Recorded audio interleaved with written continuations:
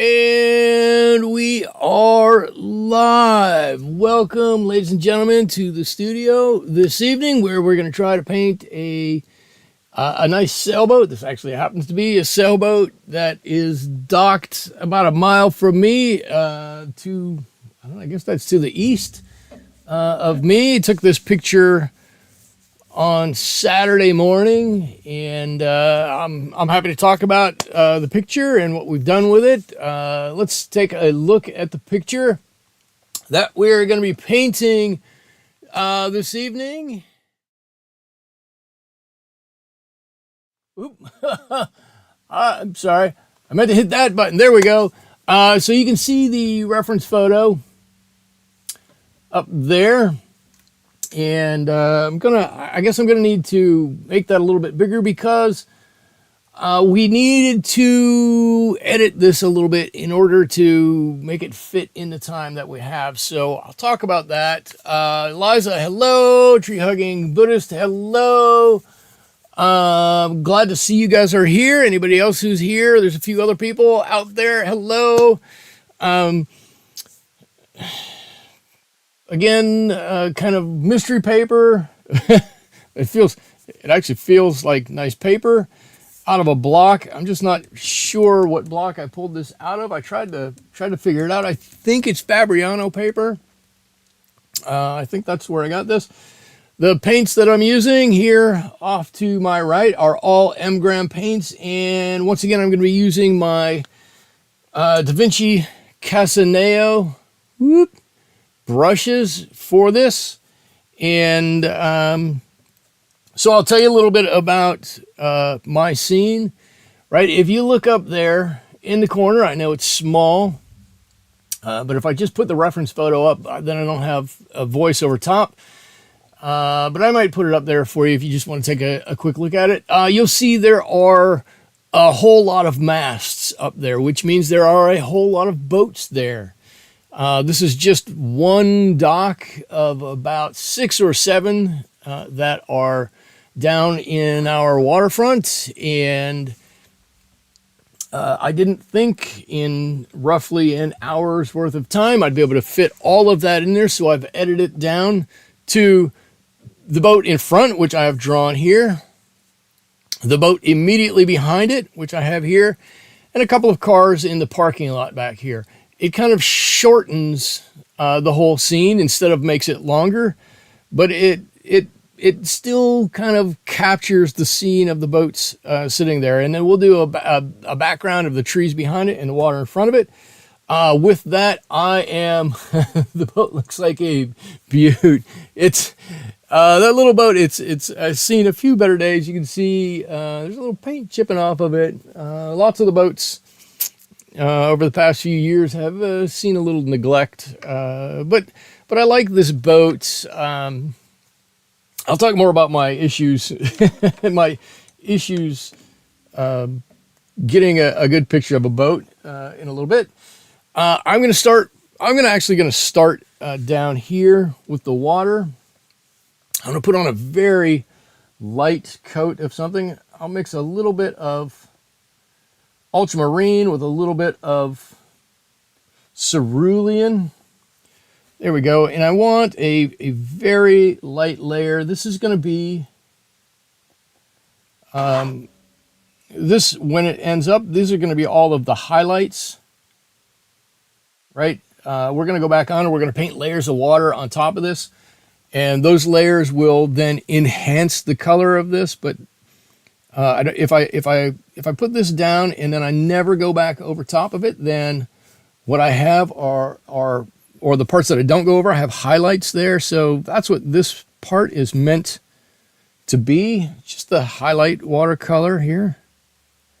Color of water, not water color, however you want to say that. I'm just going to put those in, just about like that.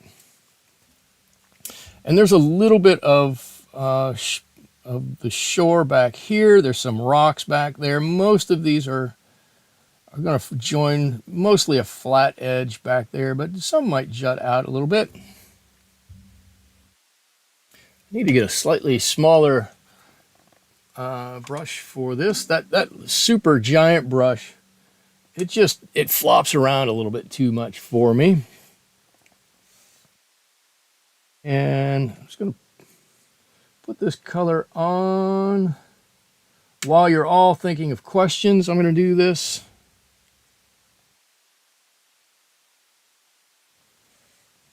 But I'm actually taking my time and painting around something for once instead of just blasting right through it. I hope you all can see exactly what I'm doing.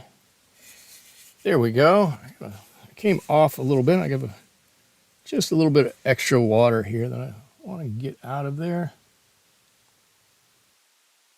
There you go. So this is one of the marinas that I have in town. The Crafty Visage is here. Hello from Maine. Hello from the other side of the country, from California. Let's see. I'm going to put a little bit of this blue up here. This will be a little bit of sky. So this is one of the things I had a little trouble with. I think last week I said that I didn't have any sunshine when I went out to take some pictures of some boats. Well, this weekend again, I didn't have any sunshine, and we're at a weird part of the year where I live. We're right on the ocean, and our air temperature is much cooler than the inland temperature. So if you drive inland 10 miles, it's much hotter and much drier, and the air just rises straight up and pulls all that cool water right over us from the ocean, and as a result, fog.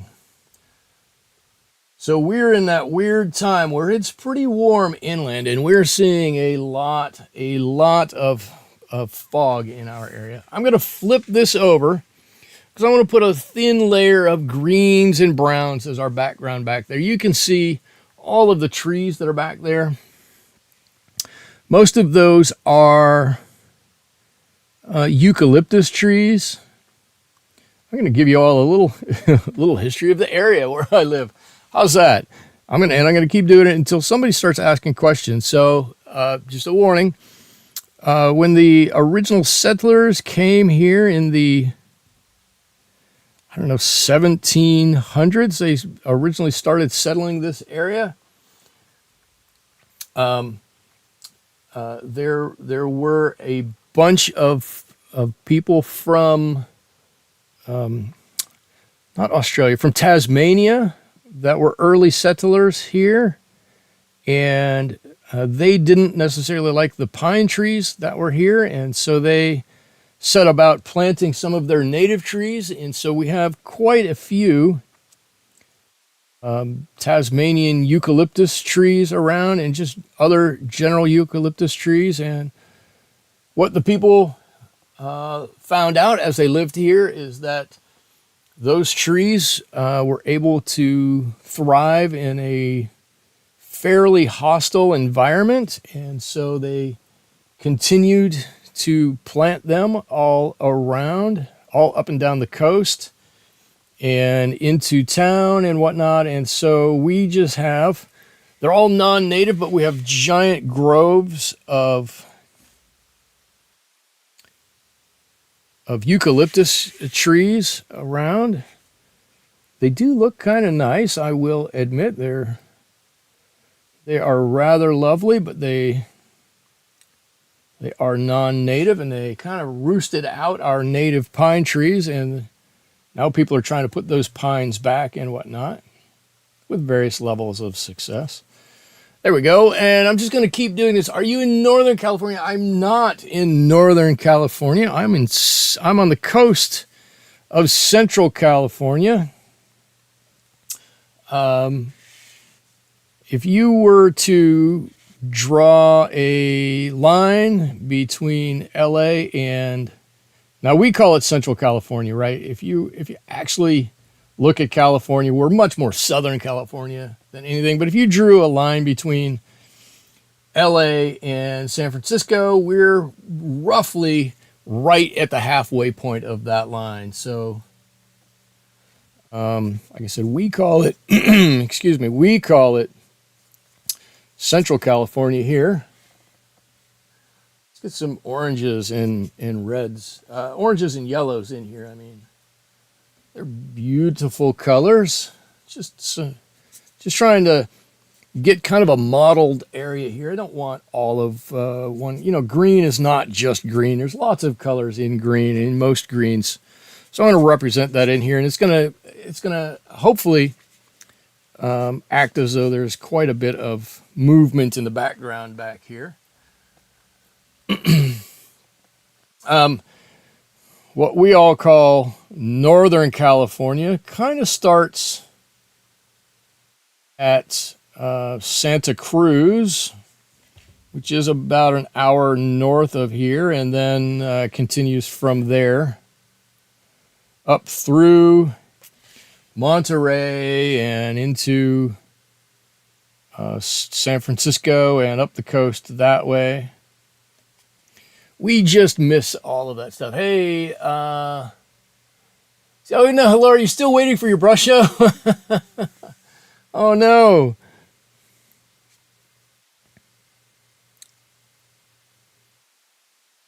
You ordered that, did you order that 2 weeks ago, or did you order that last week? I don't remember. It seems like we talked about it 2 weeks ago, didn't we? Oh, the old Brusho. Brusho is fun. I'm curious to see how you're going to deal with it. It's fun, but it can totally be frustrating too. So, but don't give up on it. Continue with it and have fun with it for sure. Let's see, these are some...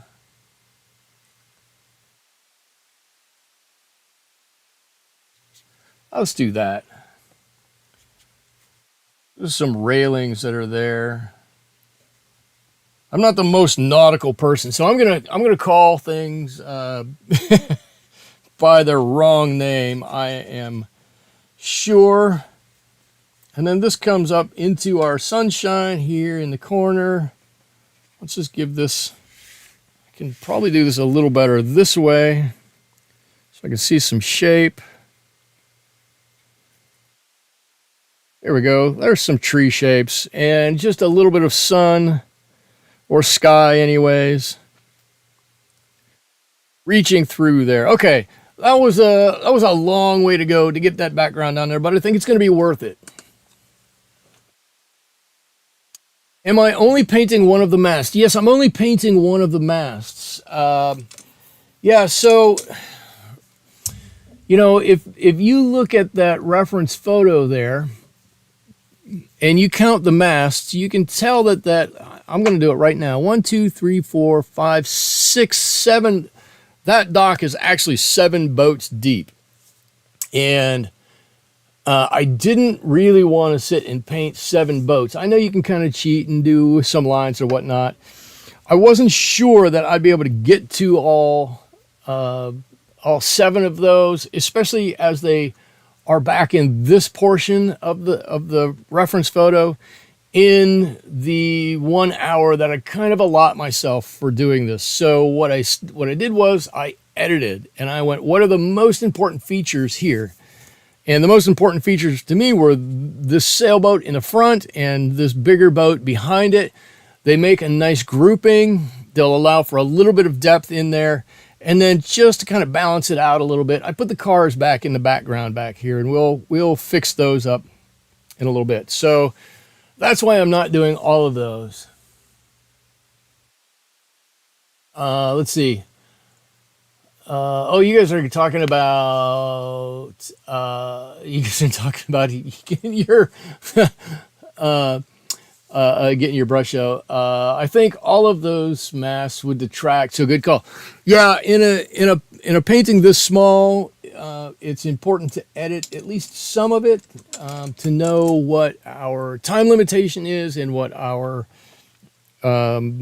expectation of what we can do is, and I made the call that I'm not going to be able to do all of it within an hour and still do a good job. So for me, the compromise was to edit that. I need to pull a little bit of that green color out of there. Okay. Let's see. Okay, tree hugging Buddhist, you got it now. We're all good with that anyways. Okay, let's see. What am I going to do now? I'm going to probably just dry enough. I've got some rocks in here that come down to the shoreline. I'm going to drop in some browns and some grays here. Maybe mix in a little bit of blue for these. And I'm not trying to get in any specific detail in these yet. This is all the first layer. The first layer, we're just trying to get in a good bit of color, something we want on here. Maybe even a little red in there might be kind of exciting. But we're not looking to define anything other than the outside shapes of these at the moment. So just dropping some color on. And I will tell you, as we're going through this, I'm probably going to hold off on I always sit down and I think, how do I want to go about painting this? And I was thinking I would put off a lot of the boat. You know, the good and the bad thing about these boats is that they're white, right? And oftentimes you don't need a lot of work on white stuff. We can kind of put it off and do some underlying details right at the end, or we can tackle it at the beginning. I think I'm going to put off quite a bit of this until the end. I say that now, of course, I'm going to get partway through this and go, oh, hang on, I think I need to do something here, and then I change my mind. Let's talk greens, how to make them look natural. That's a great question. How to make them look natural. Step one, buy a color that is the color you want to paint. Let me get my scratch piece of paper here. While this is drying, that's a great question for while we're letting this dry just a little bit. Okay, so, I told you I love phthalo green. Let's put some phthalo green on here. And phthalo green is the most unnatural green you will ever see, right? But it mixes well with others. It makes friends nicely. I have this on my palette, which is an olive green. And again, yeah, it's okay, but it doesn't look all that natural either, right? And then I have this green, which is a cobalt green. And I have these three greens on here for a very specific reason. One, I like phthalo green. Like I said, it mixes well with others. And these two greens are very reminiscent of colors that are in nature around me. So if I mix my cobalt green with a little bit of olive green, right, I get this color green, which is a very natural, deserty color green. There's not really a lot of blue in it, so it doesn't get weird like this. And for me, I can mix these three. I can paint cactuses. I can paint these trees, the eucalyptus trees. I can paint a lot of the pine trees around here. I picked these colors for a specific reason on my palette. Now, that doesn't necessarily answer your question. So let's take a look at a couple of different blues. How are we doing over here? Still wet, so we got some time. Let's do this. Let's do this. Ultramarine. I hope I can keep this wet just long enough to do this. Ultramarine. Yellow. Gamboge. That might be a little too much gamboge. Let's mix a little bit of blue on top of that. And my other yellowish one is this azo orange. And what I hope you're going to see on here there we go, is this color, which is a cold yellow and ultramarine blue, make a decent color green. Right, there you go. That's a little better. You can see that. But it's always a little dark and dingy of a green for me. Instead, I've kind of taken to doing cobalt blue, a much colder blue. Let's make 2 piles of this. 2 piles, two areas here. Cobalt blue. And if I put in a cold yellow, right, we get kind of a bright green off of it. But if I put in a warm yellow, come on, maybe not that much. Come on, Michael. We get a much more muted green color here. Sometimes, there we go. Somehow I'll be able to get to this. It's a little weird trying to mix it right on the paper. Not sure why I'm trying to do that. Okay, so then I look at this green, which is kind of dark and muddy to me, and then look at this green, which is super vibrant and really nice. I just find that choosing the proper color of blue when you're mixing your greens makes all the difference in the world. And then we can do this one more time if we can. So then I have cerulean blue. Let's make 2 big puddles of this. And cerulean blue, I don't think has quite the same features.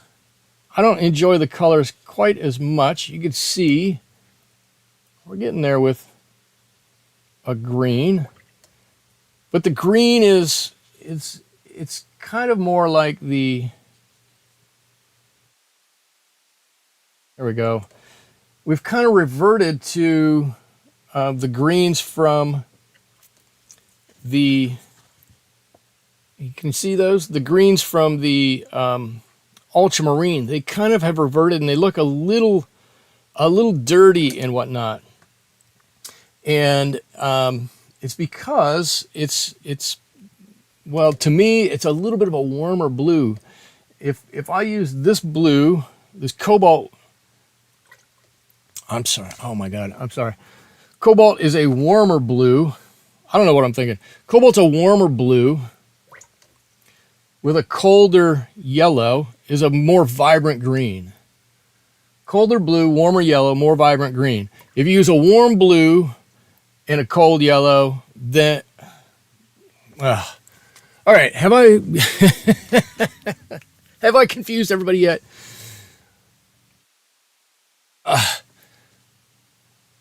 Warm blue, cold yellow, you get a vibrant, natural-ish green. Cold blue, cold yellow, or cold blue, warm yellow, you get a weird kind of a green. Oh, you caught me. You caught me off guard. I wasn't planning on mixing greens tonight. Warm blue, cold yellow gives you a more vibrant, natural green. See, those greens are, it's not the greens that are tricky, it's the blues that are tricky. Warm blue, cold yellow gives you a vibrant green. Whew. Cold blue, cold yellow gives you a weirder green. And it's just it's not as nice of a mix. You'll be working with me. Yeah, you're gonna send me to either speech therapy or to thinking therapy so I can get stuff out of my head through my mouth and into the microphone. I actually don't think about it all that much because I just reach down and go, oh, I want to mix a green. If I'm going to mix my own green, I used to always reach for ultramarine blue, and I was always like, I don't like it, I don't like it. And then I started working with the cobalt, the cobalt blue, and I was like, man, that is so much better. And then I read it. I've got a stack of books, 1, 2, 3, 4, 5, 6. Yeah, about 15 watercolor books on my shelf over here. And I read that in one of them. And I was like, oh my God, you just validated everything I've been thinking. So, all right. Now that I've totally confused everybody. I didn't mean to do that. Now we can get back to what we're doing here because everything is pretty dry. So what do I want to do next? I think what I want to do next is I'm going to put some darks on my water. I'm going to start with some darks, right? And that means my blues, I'm going to get a little bit of ultramarine. I'm going to mix in some neutral tint. I'll probably need a little bit more than that. That's probably a good color. I don't know if you can see the color over here. Oh man, after my whole mix up with colors, I just looked up and I lost a whole bunch of viewers. Susie Moon says, I like cobalt blue to mix greens. There you go. And I add a little red if it's too bright and unnatural. There you go. Because the green and the red are complements and they'll dull each other down a little bit. Excellent tip there. So I knew I had the best viewers out there. Everybody willing to help out a little bit. Okay, I'm going to just drop in. Right, this is a water right up by the shoreline. All of this is going to be dark up here.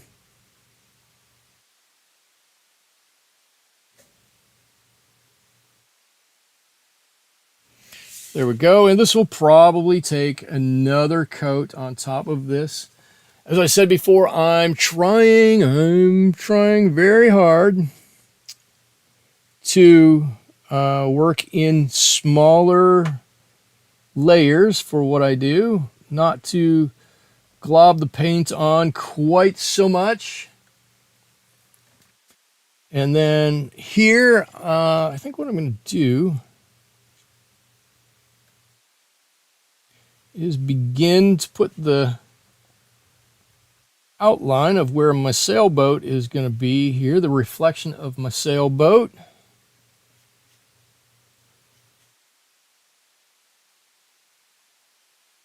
There's one bit of it, and then this is going to come over to the other side. Now this line that I'm putting here might seem a little odd thing to put on, but in reality, you probably need it. One of the things that it's really a good idea to try to do, not always able to do, is to connect different shapes or different colors. And if you can kind of connect these two darker areas on the side together, it just helps to bring your whole painting together. So you don't have to do it. It's just one of those design things that I think really helps to bring it together a little bit. So maybe this comes.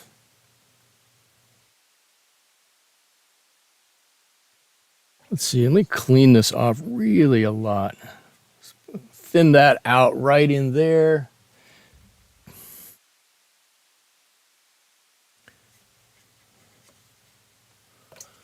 There you go. Here's and I'm going to do this. This probably doesn't come out quite this far, so I'm just going to add a little bit of color in here. And I'll let that kind of mix and settle in there. And there's the outline. There's the there's the highlight of my boat on the water, right? So now you're seeing a little bit of the method to the madness on why I painted all the water first, a very light color, and coming back in with a little bit darker now. Let's see. Don't worry about that. We all get confused. Looks like the incredible medium we are working with. Yeah, right. It's painting those flowers. I mix lots of greens for Oh, yeah. Okay. Their gift. It's just trying to remember them. That's hard for me. Yeah, right. There's a lot going on when you're doing watercolors. There's a lot to remember. You got to remember what mixes with what, how light different ones dry, how much time you have with the water on different papers, what you need to go around, what you need to leave white or light. There's a lot going on. Our summer is nearing its end, and sailing was my best part of this one. Oh, look, you're welcome. I'm glad I could help out with it. Okay. So, with your summer, not with the sailing. You don't want me to help out with the sailing. Okay, so I'm gonna get a little bit larger brush, and I'm gonna come back to my greens here. And I could mix a little bit of blues in here, but I don't think I want to. I probably am gonna wet some of this. I'm gonna enlarge. Whoops! I'm gonna enlarge that picture so you can see it a little bit. There's a lot in the background here, right? I'm gonna take this area and I'm gonna make it darker, and I'm gonna extend it up in this general direction, right? Right, we have our lighter area over here. I'm just gonna kind of extend it this way.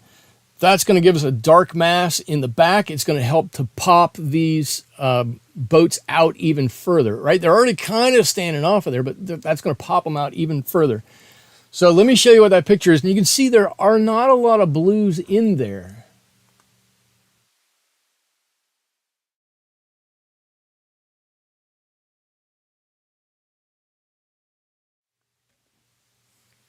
All right, did you see it? I need to set that up so I can talk over top of that. I just neglected to do that.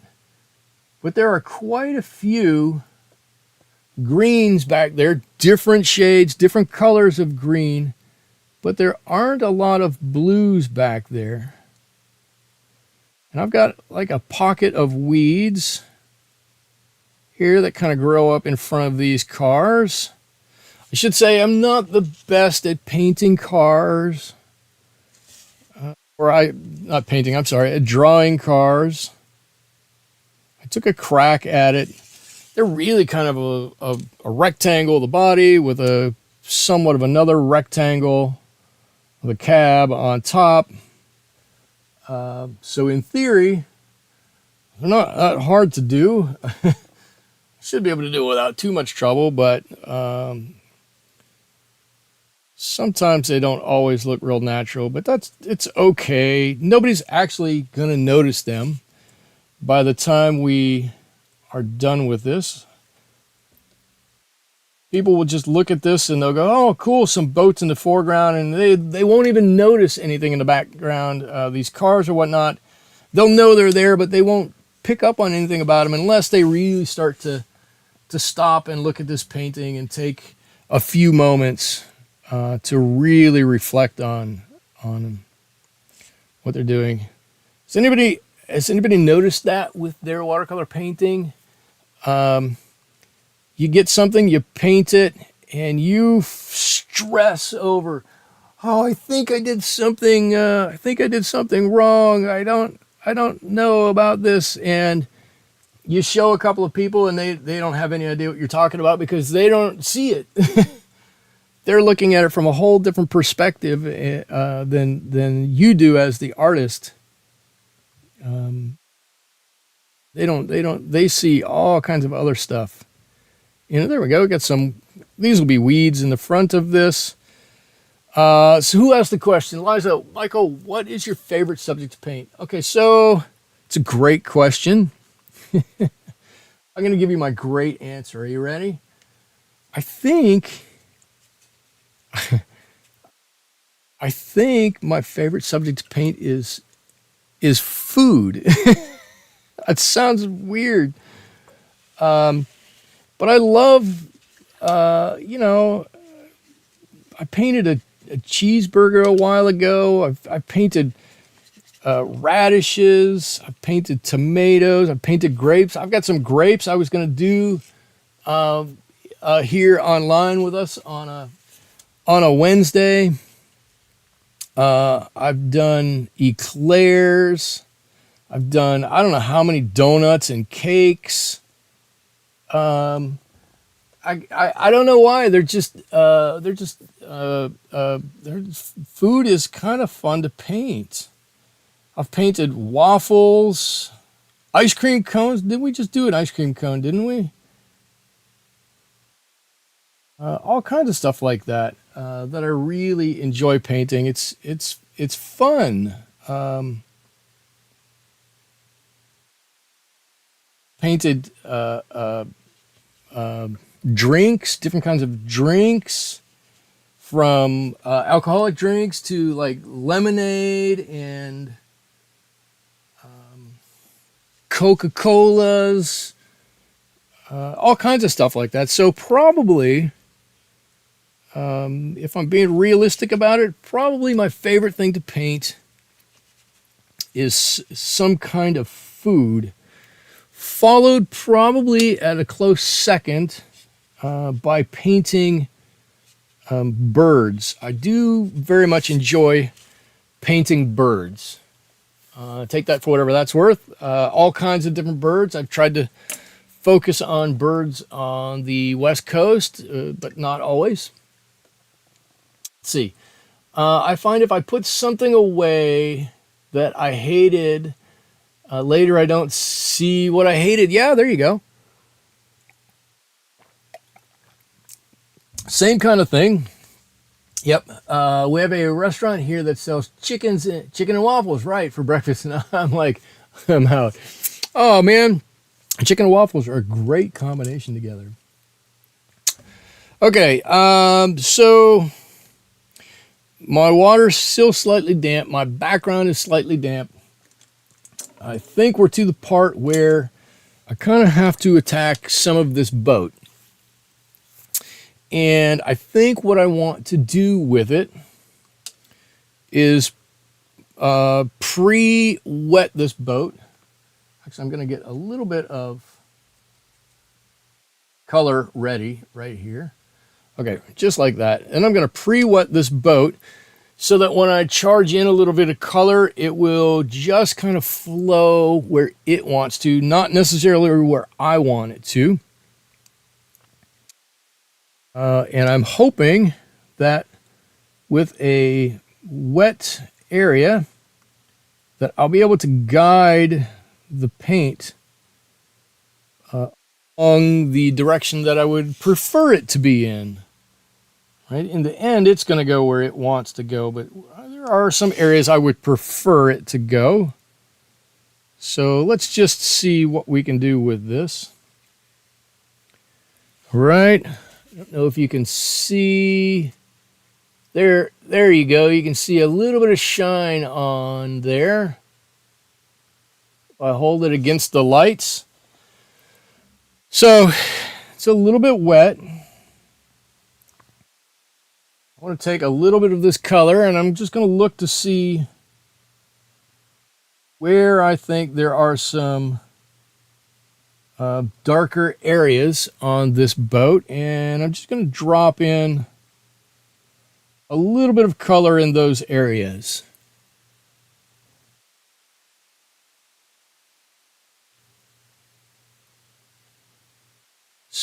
Something like that. And if I've done it right,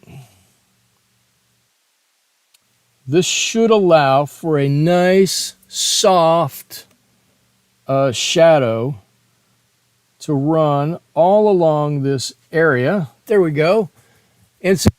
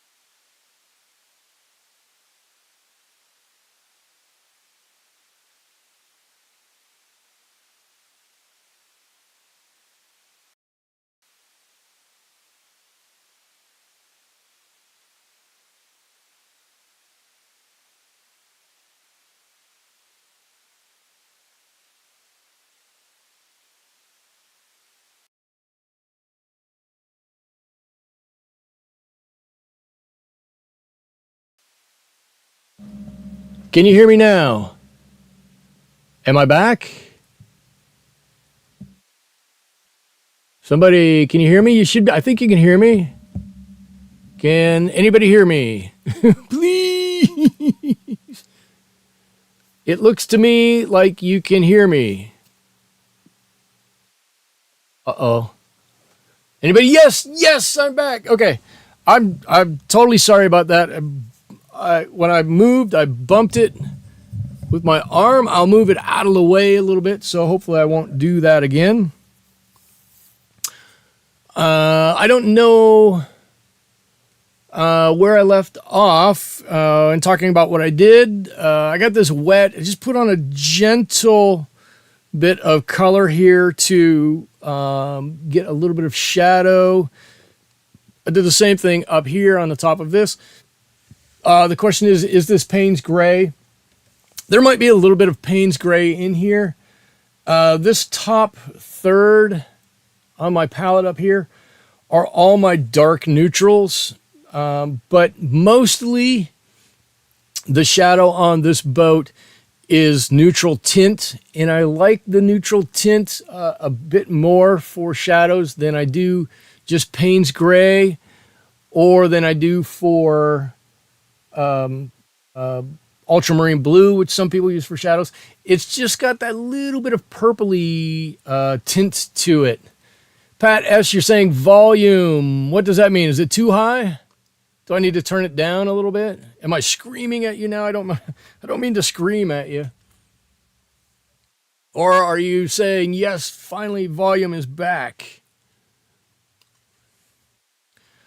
I know I did say to you, and while you can't hear it, is I've got multiple waters going up here. And one is clearly dirty, and two of them are exceedingly clean, so that when I do need to dip into some clean water, I know I'm going to get a pure color of whatever I'm using. There's not going to be a tint from the water itself. Okay, having said that, I think it is time to put a little bit of shadow on the boat back here, or a little bit of color anyways. Now back here, we want to push this back just a little bit. Excuse me. So this would kind of be a good place to use a little bit of blue along with that neutral tint, just to change it up a little bit. Right? I don't want it to be exactly the same shade of color of that neutral tint as the shadow in front. So just going to add a tiny bit of blue to it. And then let that color go and play and do what it wants to do.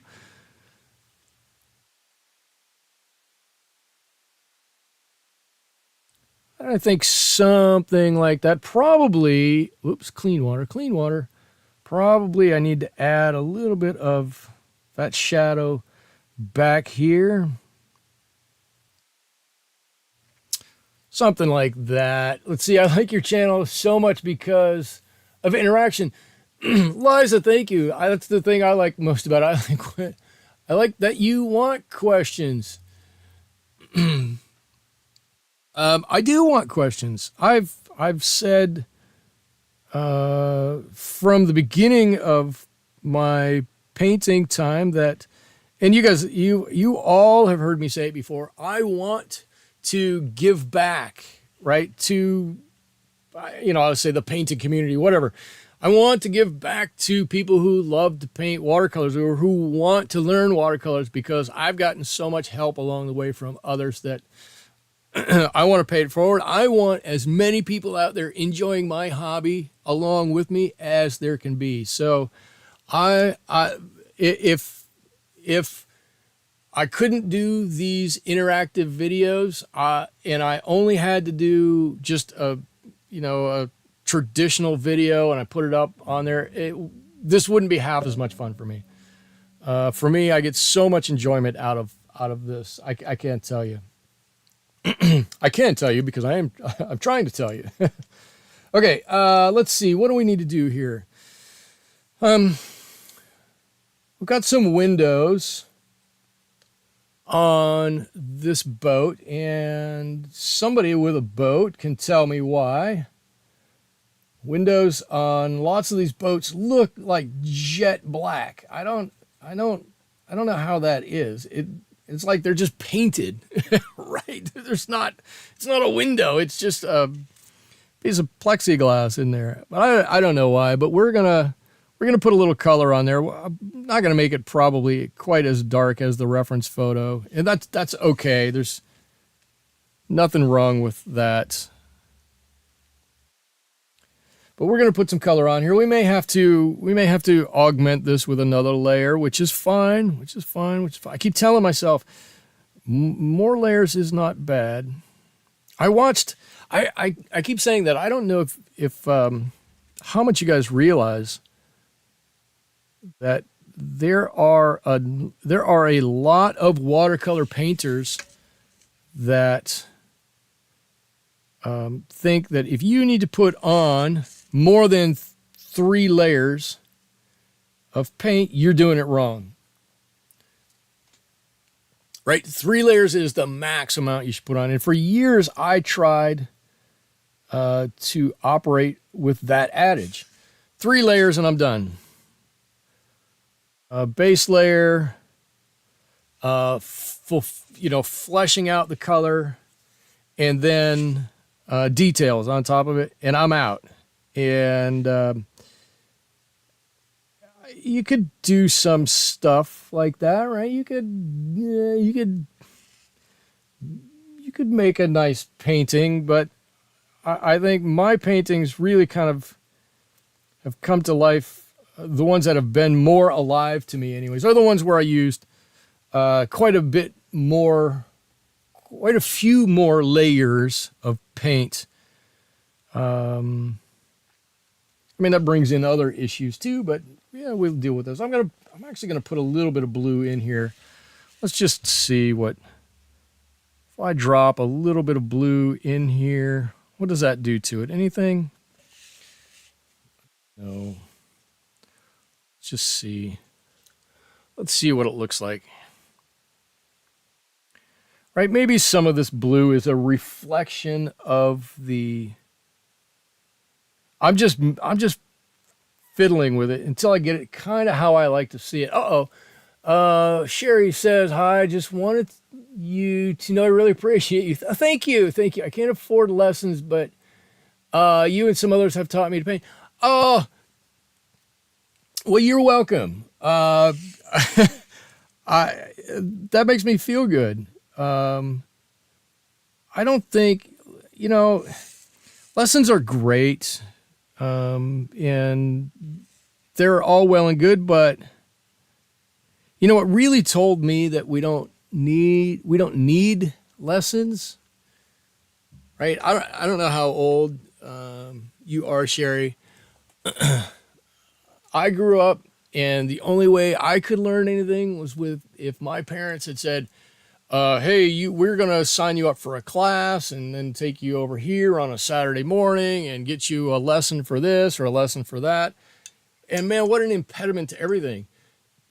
My kids, they want to learn something, but they just go to YouTube or they go to some other streaming service and they go, how do I do this? Blah, blah, blah, blah, blah, blah, blah. All of a sudden they've got it and they can work right along on their own. And it's so fantastic.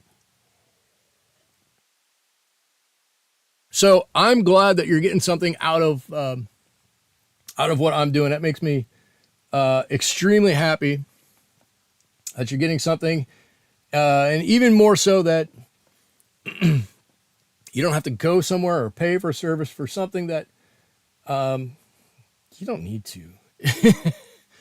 There's enough stuff out there that you don't need to do that. And Sherry, if you have any questions, please throw them out there. I'm always happy to answer questions for you. Okay, now here's where I'm about to screw everything up, or start to. right? I when I saw this boat originally, the whatever you call this, the cab, the housing, the the conning tower, I don't know what you call this, the this top part here where everybody goes into the boat at was just a slightly different color than everything else. So I'm going to give it a very, right, just a very light color. My love of painting is infectious. Okay, good. I hope so.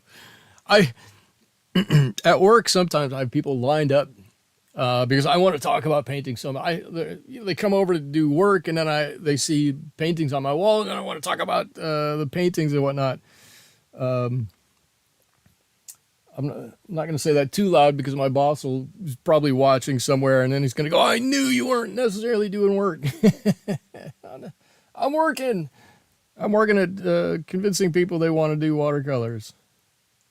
All right, here's the dock here. Right, let's throw in. This is a mix of burnt umber, a little bit of yellow ochre, and some sepia.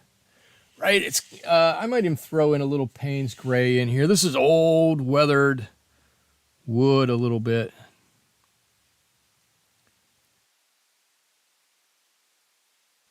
Right, there it is. It looks old and woodish.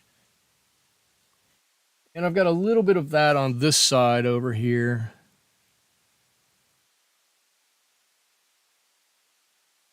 It's hard. I should tell everybody it's kind of difficult. It's a challenge for sure. Some nights to paint, right? To do a painting, to talk about a painting, and then to look up, read comments up here, and then to respond to them in real time. It's it's sometimes a challenge. Sherry, let's see. I'm 70. Never had art at my school when I was a child. Wow. Okay. I grew up in a very large family. No money, no money for things like art supplies. Just been painting for about 5 years. I got so good. Oh, good, good, good. Sherry guy, my mom had me draw week, draw week, draw week. Um, drawing on typing paper. Oh, okay. Drawing on typing paper. I still do that. um, uh, well, good. Sherry, I'm glad that you have found your way to watercolor painting. I don't know, honestly, if what your talent level is, and it doesn't matter to me. Um, the fact that you're willing to get out and do it, and the fact that you enjoy it is all that should matter. I just, our society has gotten a little cuckoo sometimes, and we all want to judge everything, and kind of makes me upset sometimes because, and I do it with myself with my paintings. I don't want to judge it. Oh, this is not right, or this isn't perfect or whatever. And it's not about being right. It's not about being perfect. It's not about doing anything. I don't care what anybody's art ends up looking like. I don't care if it's commercial, if it's fun, if it's whatever. There's a room for art everywhere in what we do. And what's more important than any outcome on the paper is that we are enjoying the process, and if you can, that you share in that process with somebody else, because if it brings you enjoyment, it's probably going to bring somebody else enjoyment. So I'm going to give you big props at 70, or I guess you said you picked it up at about 65 because you've been doing it for 5 years, for picking up and doing it. I think that is fantastic. So That's wonderful. I just made this. This is, this old post here, this dock piling. I'm going to take a little color off of this, like there's a little highlight on that side. There we go. Okay, and while I've got some gray here, I think what I'm going to do, right, I got a good base of everything here. It's looking a little flat, right? Definitely this area is back behind our boats. But then we got this weird area here, and these really are a bunch of weeds here that are growing up in front of these cars, and these rocks that define the shoreline. So I've got some gray here. Maybe I'll make some more. Let's just do this, and I'm going to define some of the rocks that are here. It's all because of people like, no. No, it's not because of people like me. It's all because of people like you, because you took an interest and you wanted to do it, and you took it upon yourself to do it. If people like me, if whoever's willing to help and assist, we can be a catalyst to what you're doing. But it's not because of me, it's because of you willing to take it on and do it on your own. I mean, I'm happy to take a lot of credit for stuff everybody else does, but in reality, I might be able to facilitate some learning or understanding or some enthusiasm, but in the end, it's you all that do it on your own. I'm glad nobody criticized. It bothers me when people get criticized for doing art, and I should say, when I was younger, I probably did plenty of criticizing of things, and I've gone to art museums and I've criticized artists, and I've gone, I don't understand this and I don't understand that. And I guess not understanding is what the art is one thing, but the one thing I always did appreciate is that if somebody poured their heart and soul into something and they wanted it to be seen by others, that you could see the effort in there, and that somebody cared about what they did. Right, here we go. Are these looking like a couple of rocks in here? I hope that looks quickly like a couple of rocks in here. Rocks are rocks. They shouldn't take too long to paint. Rocks aren't too hard, I should say. I'll tell you what I'm doing. I'm just putting down a color in the area that I know is a shadow area. And then I'm blending that up into all of the other areas to define the shape of the rock. Right? So a little bit more color on the shadow side, a little less color on the light side, but just blending that color out. And I didn't draw these rocks individually. I just kind of had an outline, and without doing too much, right, we can put in a little tiny area between the rocks here. Without doing too much, we've automatically got a few rocks in there. It does look like I always look up, I'm like, does it look like what I'm saying it looks like? Did I do that right? I guess I did.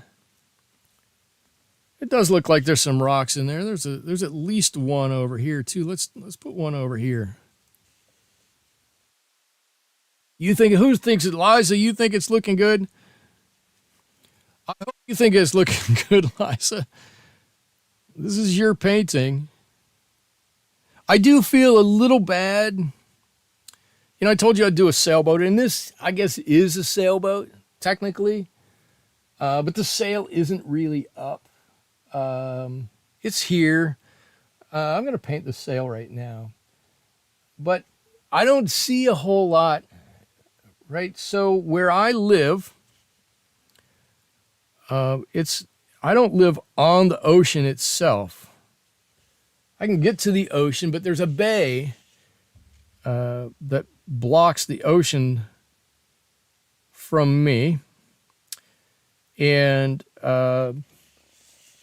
There are restrictions to being in the bay, of course, like there would be in any bay. I'm just going to drop a little bit of Payne's Gray in here and there to give this, just to break up this color. And I'm just using cerulean blue in here. I don't know why, but so many boats look like all of the sail covers and whatnot, and a lot of the boats themselves all use cerulean blue. I don't know why that is, but they do. The boat in the image, the reference image, isn't. It's more of an ultramarine, but I like the. I said cerulean. I meant cobalt. Cobalt blue. And as we start doing a little bit more here and a little bit more here, we're gonna automatically start defining some areas here.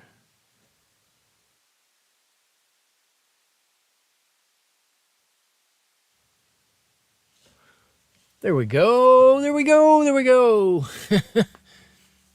Yeah, right. You can't put the sail up. It's in the marina. Right. So the boats all go out under power, right? They chug out. They get to the harbor mouth. Sails go up. Actually, the sails go up just before they get to the harbor mouth, and they're off. And when they're inside the inside the bay here in the harbor, not much by the way of sails that are up. Sometimes you'll see a head sail up, but that would, and most times they're only just partially up, but not much.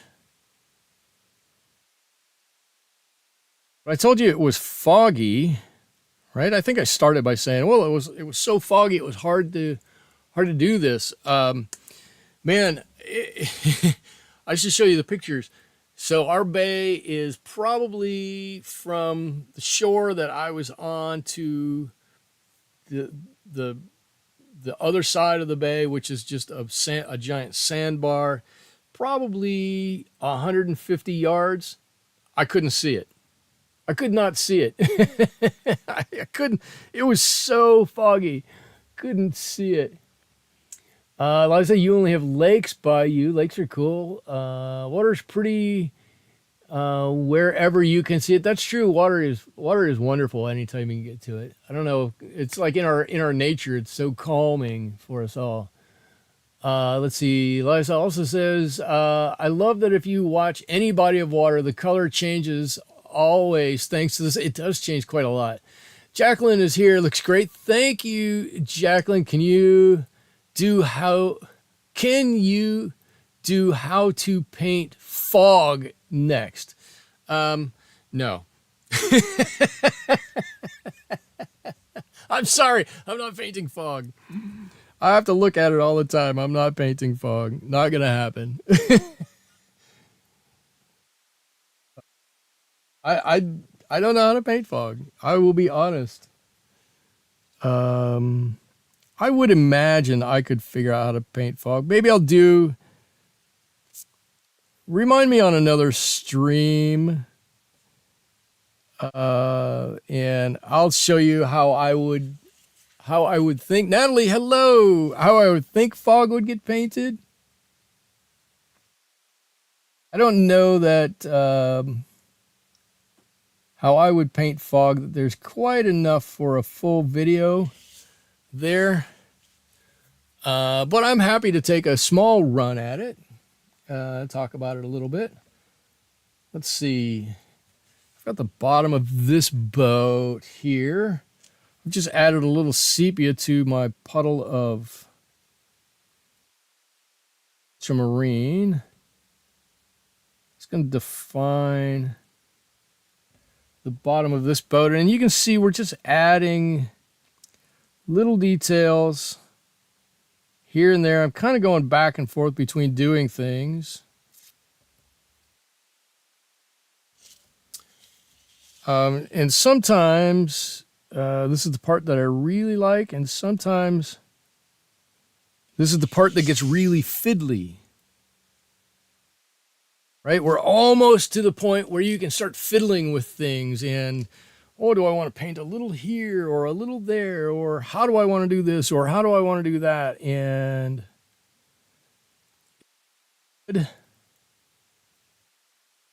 it could set the entire painting off. See, we've got a grill right there on that car. Maybe we'll paint those cars something other than white. What are my painting weaknesses that you want to improve on or master? Will you see everything I've done here? I um, what do I want to get better at? That's a great question. How much time do we have? What day is it? There's so much there. um, it depends upon what day you ask me that question. Because some days I think I paint some things extremely well, and I'm like, oh, this is great. I've got this. This is, no problem. And then I'll try it the next day, and because of the paper, because of the paint, because of me, because of whatever, it doesn't work out. Okay, I think I've got a better answer for you. All that stuff holds true. The real answer to that is, who asked that question? Natalie? Who asked the question? What my weaknesses are? Who? spending even, Jacqueline, you're spending even with your grandson. Totally fine. Is painting. Sherry, you're painting CEO. We have a little rustic camp. Who? Wait. Oh, Liza, you asked. Okay, I was trying to find it. Liza, what are my real painting weaknesses?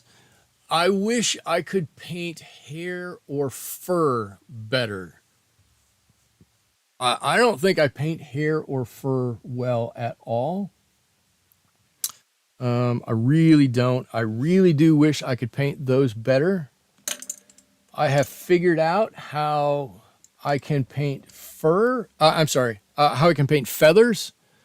And I enjoy painting feathers on birds. I don't know that I do feathers, right? I'm going to do this in air quotes properly. I'm not a big one on saying what is exactly right and what is exactly wrong. But I figured out a way that works for me in painting feathers, but I haven't been able to figure that out really with fur or hair. And that's always bothered me a little bit. And the other thing that I really don't do well, and so you don't see me do it often, is dry brush technique. I think I'm very not good at dry brush technique. And so you don't see me do a dry brush technique very often at all.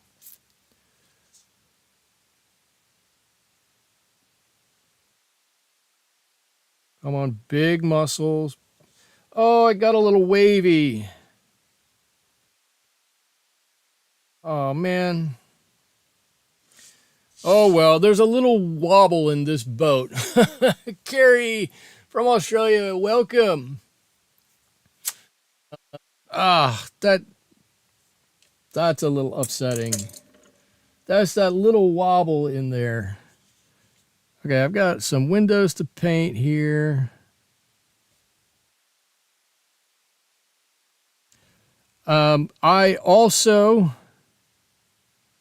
and I try to do this with just about everything in my life. I don't have any grandiose ideas that I'm a lot better at anything than I am. I'm constantly trying to look at and figure out how to do things better. And so, so much of the time, I will look at, other people's paintings or my own paintings, and I'll go, did this work out the way I thought it was going to? How can I do this better? How can I change? And so I'm constantly trying to adjust a little bit how I paint. And I say that with a little bit of trepidation, so please let me expound upon that a little bit more. When I first got serious about watercolor painting, and we're talking somewhere around 2006, 2005, 2006, somewhere in there, I really decided, hey, I want to do watercolor painting. I'm never going to be a famous watercolor artist, right? I'm not going to be Thomas Schaller. I'm not going to be Alvaro Castagnet. I'm not going to be, I don't know, whoever, Turner, right? Winslow Homer. I'm never going to be those guys. And I'm okay with that. But I did go through a period where I thought I should paint like other people, and I think that kind of stunted my personal development as a watercolor artist. So when I say, you need to experiment, you need to see what others are doing, you need to do some other stuff, I always caveat that by going, figure out what you like to paint, figure out how you paint. There's probably a way that your body wants you to paint, right? My body doesn't like me to turn my hand upside down and paint this way. It's not going to work. So for me, moving the paper is my solution, right? Figure out all these things and then try to incorporate some other techniques or modalities into your painting, but don't immediately jump into trying to paint like somebody else, like I did, because then you're never developing who you are, and you're developing who someone else is, and that to me is a big no-no.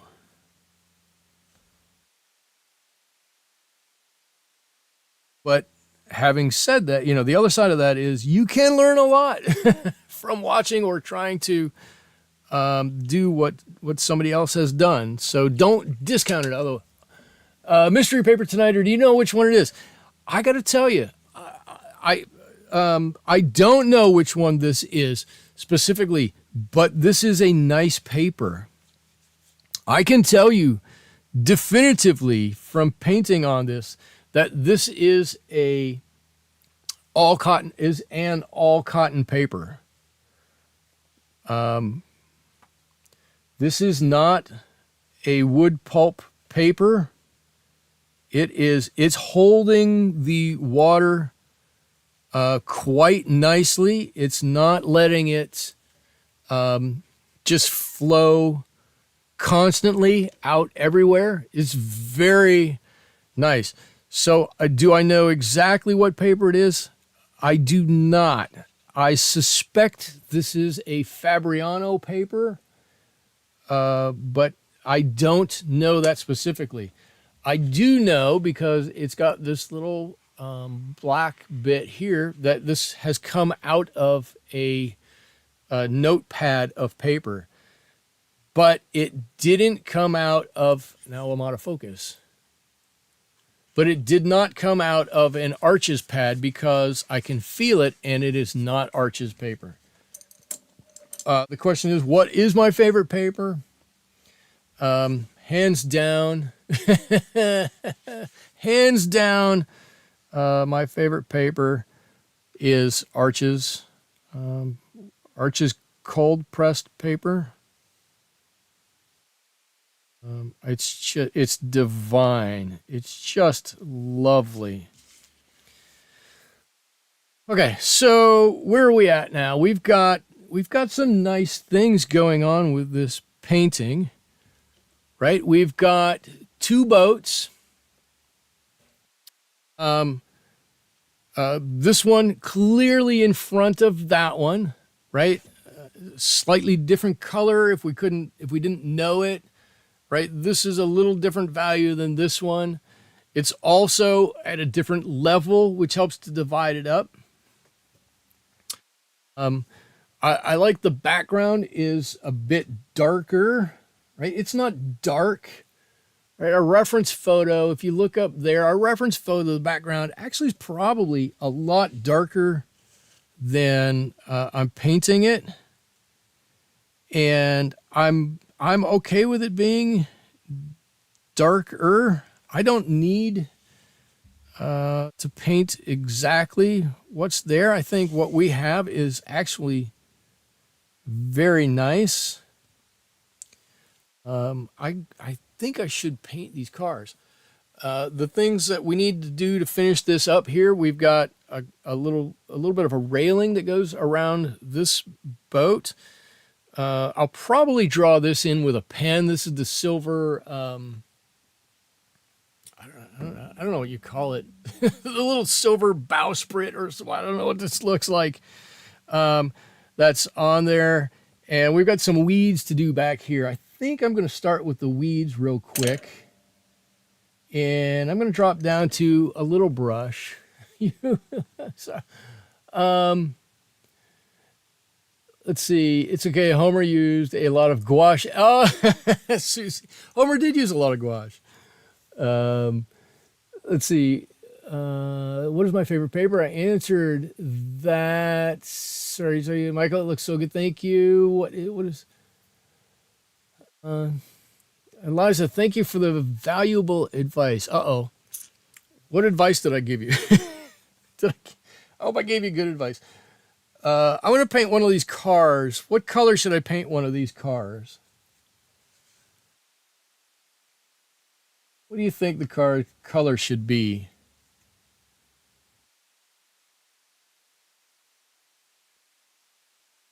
Could do. I don't want to do a blue because we've got a cobalt here. We've got this dark watercolor. We've got some blues over here. And I don't want to do green. Well, I guess I'm limiting myself now all of a sudden to some of the colors we can use, aren't I?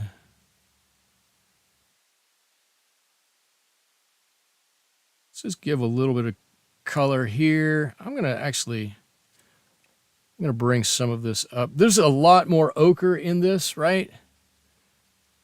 These weeds are, they don't get any water they get, these ones. It's got a lot of salt in it. These weeds here live a tough life. And it's not easy being a weed right next to the marina here. So let's see if we can.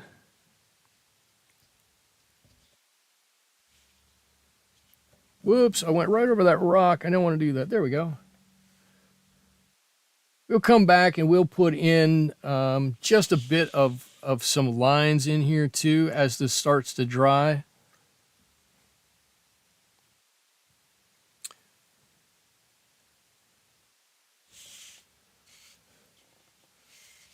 Come on, weeds.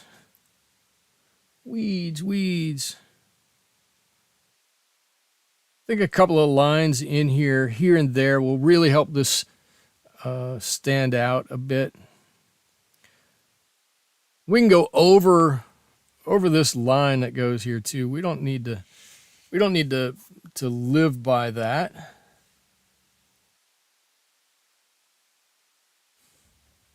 Let's see. It's easy to be a weed in your yard. Do you want the cars to blend in or pop out?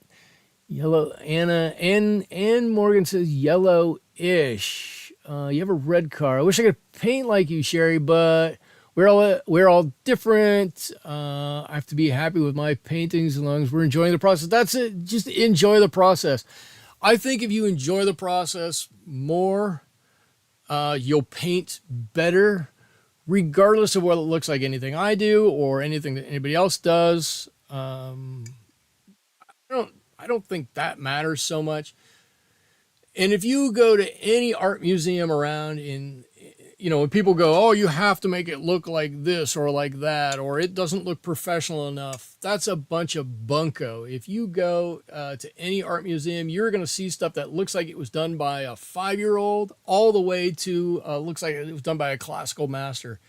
There's a wide range of art all the way through. It's okay for all of us to do any and all in between. So find what you like, find what you're good at, find out what your body tells you how it wants to paint, and get good in that zone. Don't worry about anything else. That to me makes it better art than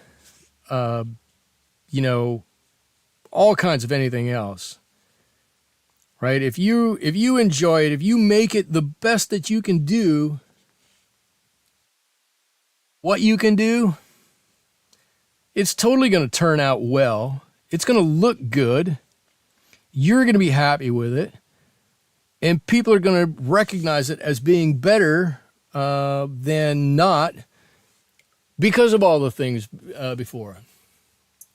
So that's why I always say just allow your painting to develop as your painting. And that's not an easy thing to do. Okay, so I think I want these to blend in a little bit. I think I'm going to take some of our Payne's Gray. I'm going to get a light Payne's Gray here. And I'm just going to go over this car. Right, this one's a gray or silver car. There's that one. Just kind of sitting there. Right? Maybe these guys own one of the cars at this slip. Maybe they don't. I don't know. In red. I don't know if red would really pop out of there. I don't know if I can do a red car. You thought I was drinking my paint water. Ha ha. I'm not. It's not Tang. But it tastes just like Tang. Oh, Minty's here. Are you late? You're slightly late, but you're mostly on time. All good. Oh, I just bumped my microphone again. I don't want to do that. Looking at art galleries gave me lots of confidence. Good. I think people will pay for that. Yeah, right. Okay, let's see. What did I say we need to do? We need to paint these railings here. I'm going to start with just a mix of a burnt umber and a little yellow ochre here. To me, that's kind of a teak-y color. Make it a red car. It would look good. Okay, I'll make it a red car. You're sure yours is white is easy. Oh, and Jennifer's here. Excuse me. Welcome. Jennifer's here all the way from Australia too. We have another Aussie here with us this evening. I'm so happy you could make it. Jen, if you want to pop in your channel, please go ahead. She is a fellow artist. She does some amazing drawings. She has a channel here on YouTube. I just noticed I didn't put in any water between these, so this is going to be interesting to go back in and do again. She does some amazing drawing here on YouTube and on Twitch. I pop into her channel and try to distract her from her drawing whenever I'm able to. And if you want an interactive channel, hers on Twitch. She will draw and draw and draw and color and paint. And when she's done, then she will typically ask what everybody else wants to see. Seriously, do red people see them come? Okay, let's do a red car. All I've got is Pyrol red, which is a very bright red. Painting, not singing. You won't do any singing? I'll do singing. I don't care. You do the drawing, I'll do the singing. I'm going to hire somebody else to do the painting because mine always end up looking like this. All right, a red car. It's going to look fantastic. I thought I wanted this to blend in, not stand out. Well, okay. Stand out it is.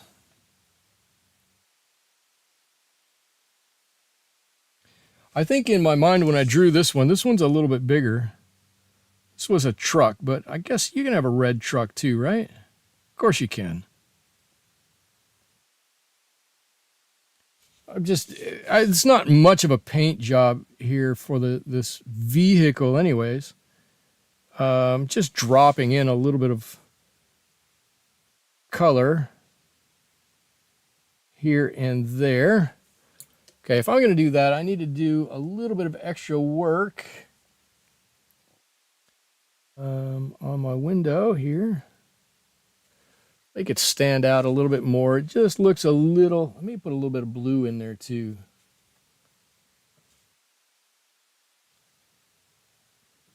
Needs a little bit of work.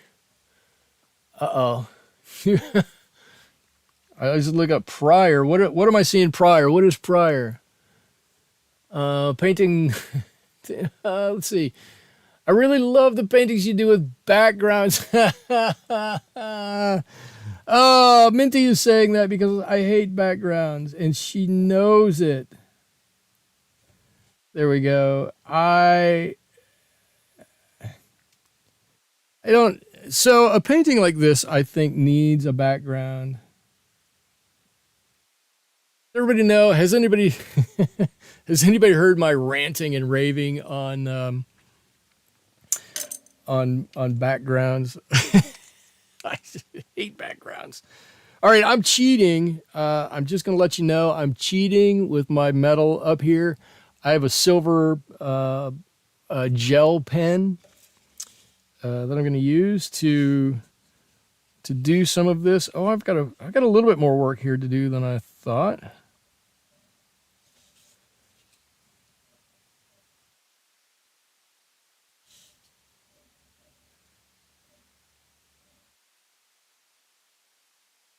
There we go. And the boat behind has got one also.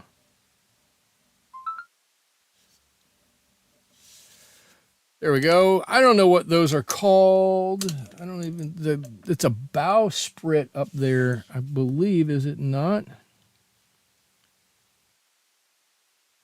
There we go. Oh, we're getting close. Oh, you know what I need to do? I don't have any rigging on here. I need to do a little bit of rigging.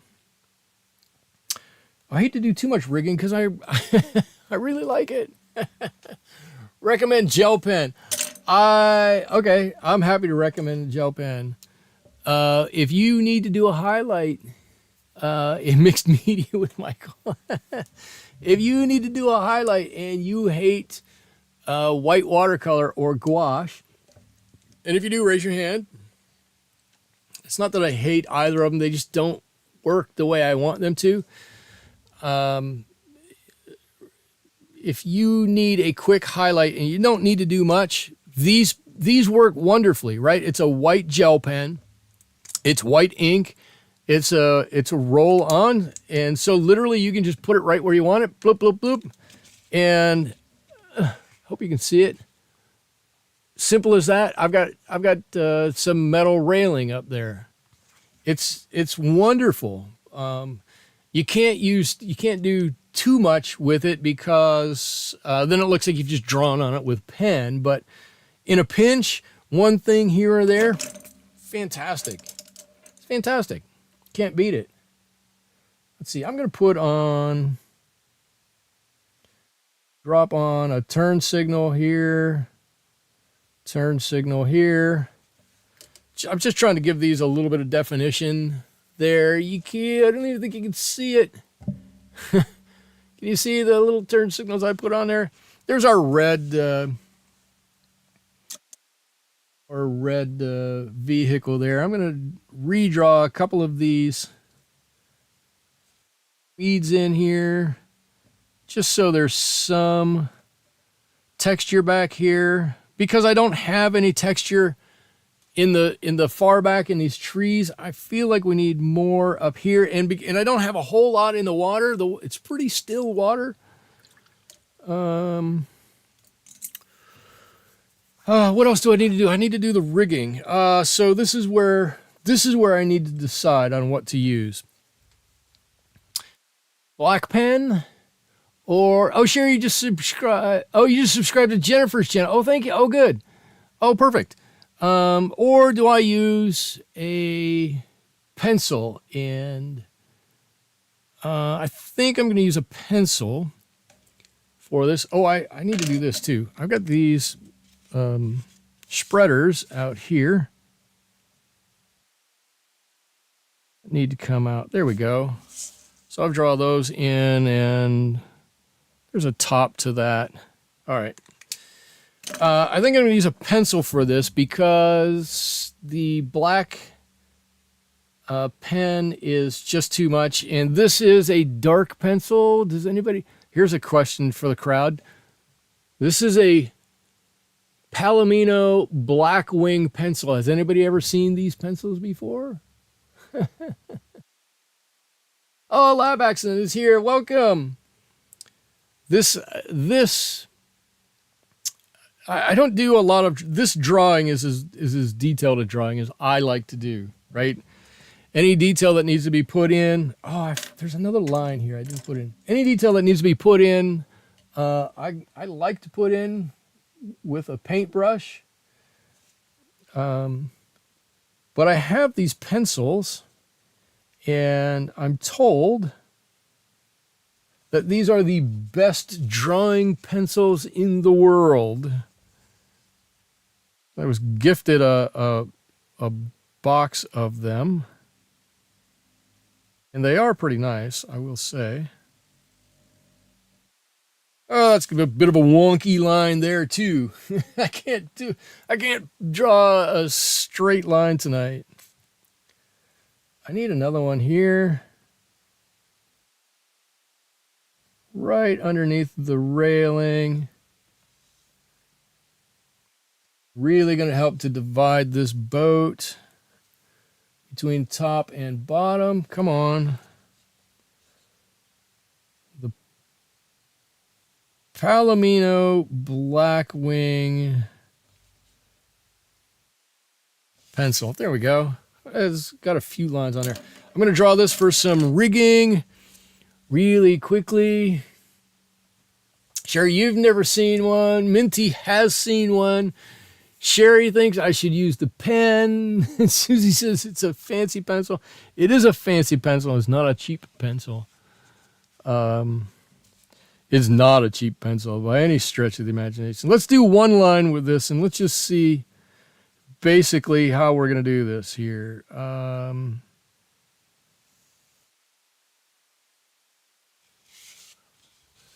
Right? Does that look... That looks dark enough for a rigging line. I don't think we need to use the pen. I think we're good with this. Let's see.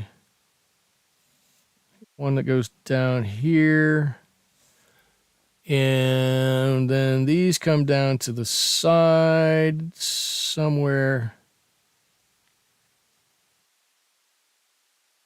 here and here. See, I must have a couple that come to the back of this boat. 1 and 2. Is that all we've got on here? A couple of them like that. It's not too much. We'll put a little wind vane at the top of this. There are oftentimes little wind vanes up here. Put a little something right up there. What else do I need to do? Is that about it? Am I about done? I think I'm pretty close to done. So, in general, okay, I did have to simplify this quite a bit in order to make it fit our time frame, right? So let's take that into consideration as, and I'm saying that to myself, as I'm going through to look at how I feel about this painting. And that this color is going to match just close enough. So I forgot to put these in here. I'm sure it'll be fine. There we go. Oh, it's nobody will ever notice. I'm looking at this, and there are a couple of things that I would change if I were to do this again. And the things I would change is I would try to put on a darker shadow on the boat in front here, and I would put more of a shadow on the boat behind. I can't do it at this point because I've already put the railing on, and the railing will then start to run or bleed off. So it would make that very difficult at this point in time. Having said that, I don't dislike this painting. I think for a demonstration painting for, where are we at, 1 hour and 40 minutes in, I think it turned out really nicely, right? I like the composition. I like the 2 boats here. I felt it needed a little something more to balance it out, so I put these cars on the side. Maybe I would have done 1 car or 3 cars back there. As it is, right now we've got basically 4 items in here, and 4 items, even though it's an even number, it's kind of a strange number for balance in your painting. Probably 3 or 5 would be better. I'm not going to, pick too many nits about that. I look at the picture. I know exactly what it is the moment I look at it. It's a little boat on a little dock, or a couple boats on a dock, and some cars for the people who probably have come out and own these boats or whatnot. Now, if I had more time, probably I wouldn't spend my time on more boats. Right? If I were to do this again, but just with a little more time, I probably wouldn't spend any time on the boats. I'd do these 2. I might do 1 car. I might even turn the car the opposite direction so you can kind of see the side of it or whatnot. But I think what I would do is I'd put some tree trunks in the back here. Right? Now it's a green mass, and it's a little mottled, so it's okay. It's a little busy. And it doesn't attract too much attention to it, right? I wanted your attention to come down into this quadrant down here. I hope I have a line here and a line here that kind of draw your eye down. This super red automobile over here kind of distracts from that. That's okay. So this line and this line draw your eye, or should draw your eye right into the boats here. But I just think a little bit of extra in this area, in the background as a whole, some tree trunks, some branches, something would really fill this whole thing out a little bit. Like I said, I'm not disappointed with it.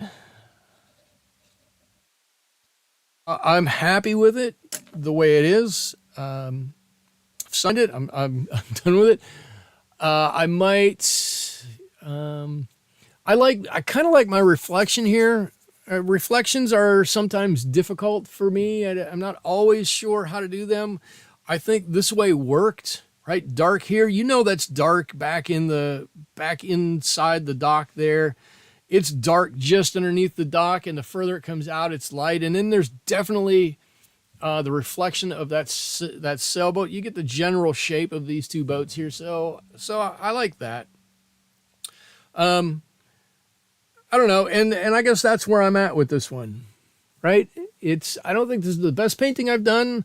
I think it's nice. I think it's good painting. I think it's a good reference painting to do. And